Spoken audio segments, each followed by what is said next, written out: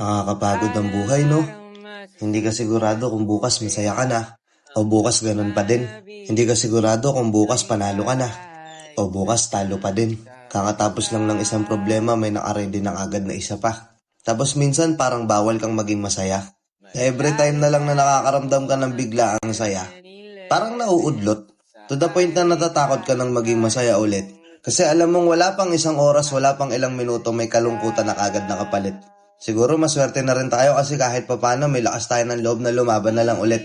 Ilang beses man tayong itulak pabalik, kaabante pa rin tayo ng paulit-ulit.